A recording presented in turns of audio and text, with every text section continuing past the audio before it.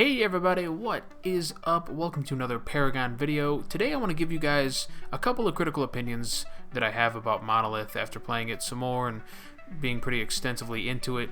I still like it for the most part. I still think it is an improvement over Legacy, but some new glaring issues have come to my attention just through experiencing several different types of heroes in different lanes. So I've done offlane, I've done mid lane, I've done support, I've done carry, and I've done jungle now.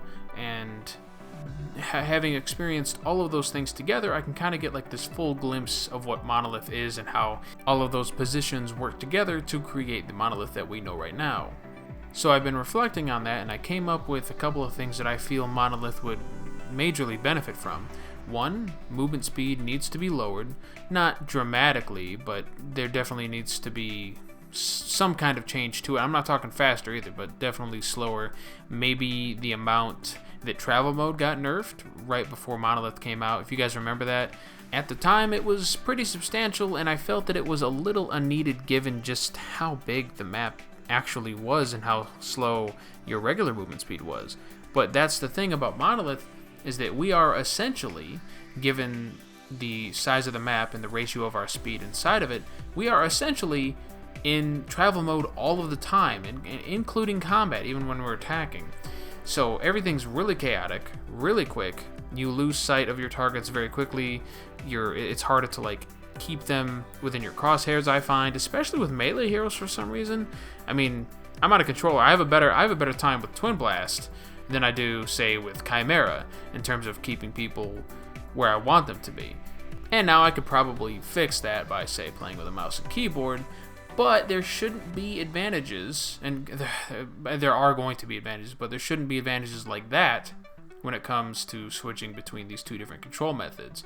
You know, like obviously with mouse and keyboard, you're going to have more accuracy and things like that, and that's fine. Like, I've already expected that, and I do fine with the controller in terms of accuracy, but this other issue, namely being able to turn around fast enough, is kind of a bigger issue in and of itself. And sure, I could crank up the sensitivity, but then I lose that accuracy that I have otherwise had no issues with whatsoever so far. Now, I will probably personally chalk that up to me needing to switch over to mouse and keyboard permanently and going from there and seeing how things work and seeing the differences and all that, and I'll probably have a lot better time with that. But that's not the only issue that a faster movement speed introduces to the general gameplay.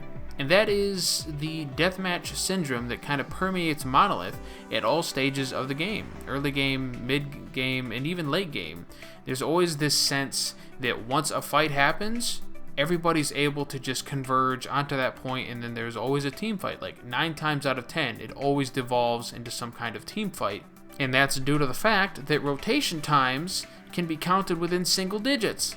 I mean, when it takes all of 5 to 7 seconds to rotate from mid lane to right lane or left lane to mid lane, then I feel like there's a problem there. It almost feels like in some cases that there really is no real laning phase outside of the first 5 minutes of the actual match. After 5 minutes, people have their ultimates and then they start roaming regardless of towers. You know, off lane doesn't care if they lose their tower, or maybe they lose their tower too early. And then you have the other lanes where they just push the minions to the enemy tower, and then they can rotate, get a kill, and get back to their tower before somebody blinks an eye. And that right there is the problem. There's really no commitment to lane, to your objectives, to really anything, when it's easier and more satisfying to just go after those kills because they're only within a few seconds reach.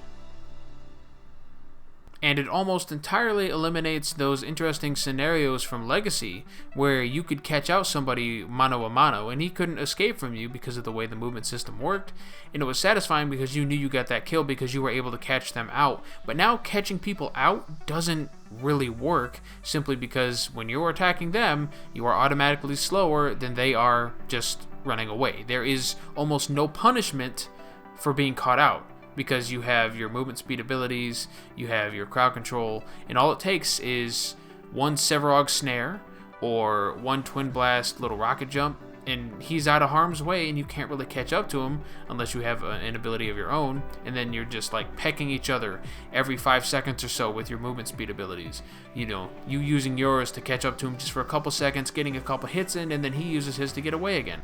It's not fun, and you're chasing him all over the map, and then team fights just converge onto each other again, because again, you have to chase him for so long because there's no commitment, because everything's moving too fast, they're moving too fast, you're moving too slow. Meanwhile, in Legacy, if the same kind of scenario happened, you would have people rotate to help out. Obviously, you're chasing them all over their jungle, but they would also lose out objectives at the same time because of how long it would take to get back to their lane, to get back to the objective that they were doing previously. And you could capitalize on that because they made the conscious choice to go do something else instead of what they were supposed to do, which was defend their lane or attack something else or whatever. And that got me thinking that maybe part of the issue isn't that speed is too fast. And yeah, I would admit that it is, and it could be toned down a little bit. But another part of the issue is that everybody moves at the same speed. Now, there are differences between those who are ranged and those who are melee.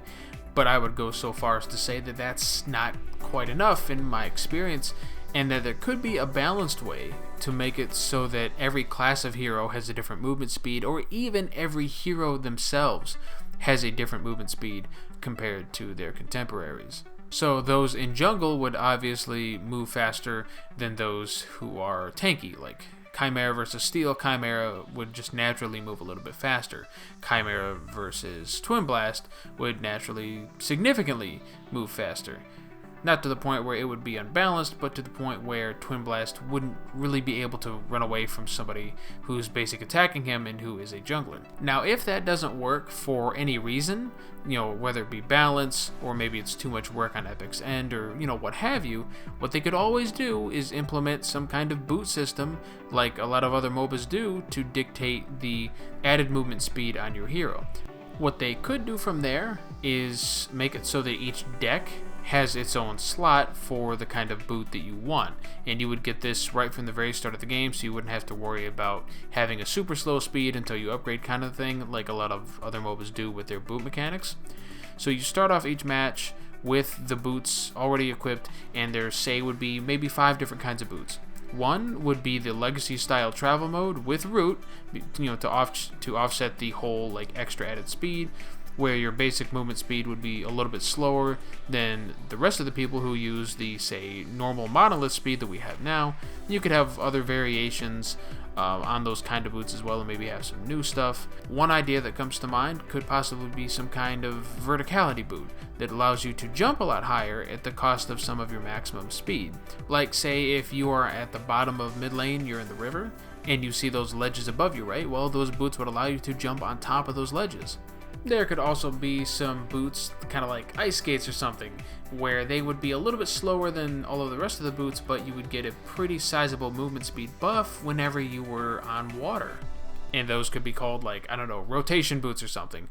But and for those of you saying that this would make Paragon, you know, completely unoriginal, I don't know. I don't think so. Like, Paragon would still be Paragon. And in fact, I feel like it would be even more balanced and fun, and you could really do a lot of interesting things with these different types of boots. You know, you could make some really interesting builds. You could like customize and just try out all of these new things. Like, I really like the idea of those rotation boots being allowing you to rotate pretty quickly between lanes, say early or mid game, but they might fall off in usefulness late game, where rotation using the river might not be as effective. But hell, I would even take boots that got rid of that stupid movement speed debuff when you were attacking. Like, just that little tweak would be an excellent change of pace for me on Monolith. When I'm in the jungling position or when I'm in the carry position, I could chase down my targets, no problem. That would be great. That would be the advantage in and of itself, with the trade-off not being any other sort of speed advantage whatsoever. But I mean, that's just one of a couple ways that they could probably fix the movement speed in Paragon, in Monolith. Like, I really liked the old travel mode system and root system. Like, I'm talking about the 3-second root. When you were hit in that and you were rooted for 3 seconds, I thought that was great. You know, it was definitely risk versus reward. And I never really understood why they got rid of it, saying that, oh, the casuals were getting affected by it too much, or they didn't understand the nuances of the system. I'm not buying it. People aren't that dumb. They can figure that shit out. You know, it's called a learning curve for a reason. And when you have to learn the entirety of the game, having some small little detail like that really isn't going to hurt anybody. But that's the end of my rant for now. Let me know what you guys think in the comments down below about Monolith's movement speed. Do you think it needs to be slower? Do you think it needs to be faster? What's your take on the whole boots thing? Did you like my ideas for boots, if they had some? Do you have any kind of systems that you would put in place to maybe, instead of boots, make the movement speed system better? We'll have a discussion about movement speed and everything about it in the comments down below. So yeah, leave yours down there, and I'll try to respond to as many as I can. If you enjoyed the video, then definitely hit that like button. I greatly appreciate it, and it definitely helps out the channel, especially now that YouTube has changed their algorithm to make it so that commenters and likes are even more important than ever. And of course, if you haven't hit that subscribe button already, I would recommend you do so, because videos like this happen all the time. I'm going to have a lot of guides and card stuff coming up now that I've gotten more used to Monolith and its various builds and different ways to play it. Thank you very much for watching. I greatly appreciate your continued viewership and support, and I will catch you next time.